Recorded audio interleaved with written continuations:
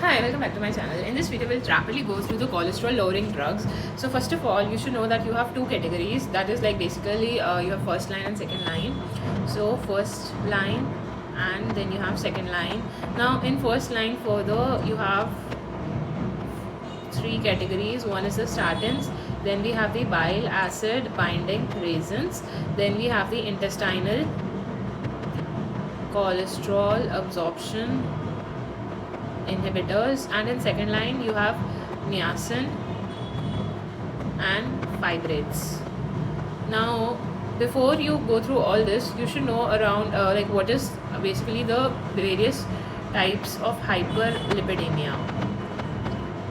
So now in hyperlipidemia you have around type 5 types. All right, so type 1 2 type 1 2 3 4 and 5.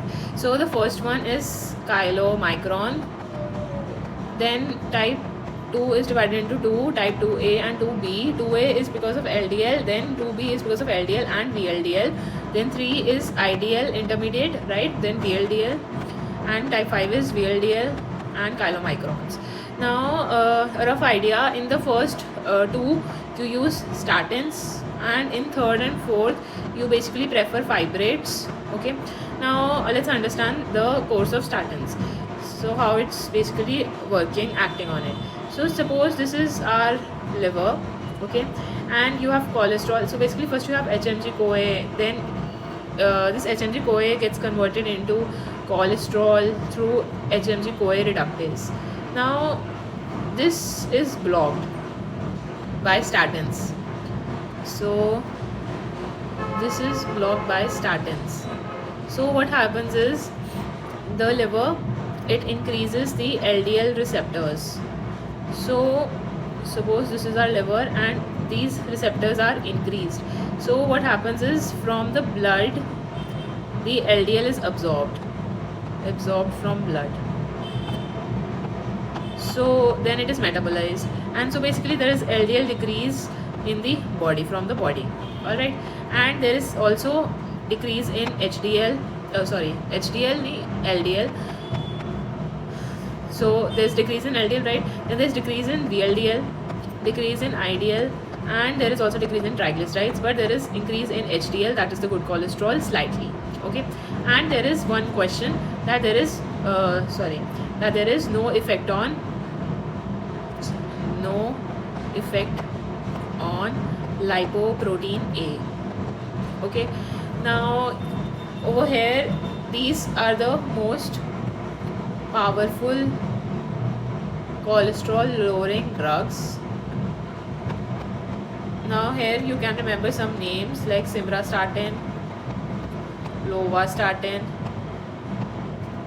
then longest acting mein you can remember rosuvastatin, then most potent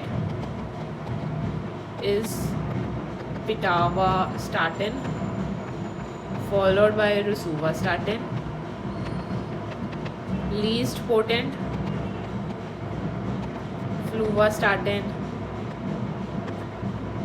then we have lovastatin.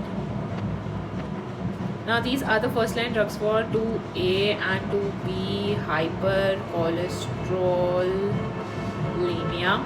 Now this question that they have a pleiotropic action. Basically they act as antioxidants, anti-proliferative, and also anti-inflammatory. Their adverse effects are myopathy, hepatotoxicity. Now there's this thing that basically food increases the absorption of all except pravastatin. All right, and there's one more thing, the activity of HMG CoA reductase, it is maximum at night. So these drugs are also given at night. Okay, now let's talk about the next category, that is the first we'll talk about the intestinal one.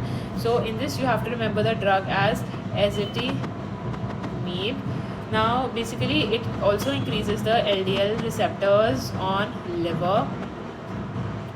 They are used with statins. They basically decrease the LDL cholesterol in patients, and basically they act on something which is NTC1L1 receptor. Alright, then coming on to the important one, that is bile acid binding resins. Now in this you can remember the names: cholestyramine, then you have cholesterol, then we have cholecerol. Okay, these are used for type 2. Okay, however it has the adverse effect of constipation. Basically in this, now what happens is you have bile, then basically bile forms bile salts and then gets excreted into the feces, then cholesterol is not formed, so that's why. So they are the first line drugs in children, pregnant female, lactating female. Alright, then coming on to niacin. Now niacin basically inhibits lipolysis in adipose tissue. It leads to decrease in LDL, VLDL. Then it has the maximum capacity to increase HDL. Adverse effect is that it causes cutaneous flushing, pruritus, hyperuricemia patients. It is contraindicated. Then it is contraindicated in diabetic mellitus patients, hepatotoxic patients, and also it is uricosuric. Then in fibrates, you can remember clofibrate, gemfibrozil, then fenofibrate. Now this has the longest T half. Okay, but this clofibrate, it is no longer used because it has chances of causing malignancy. Basically they decrease the fibrin levels, fibrinogen plasma levels, and they are used in type 3 and type 4 hyperlipidemia. Alright, and basically adverse effect is GI distress if used with statin. They increase the risk of myopathy. Alright, so this completes the things that you need to know about cholesterol lowering drugs. If you found this video helpful, do give it a like, share, subscribe.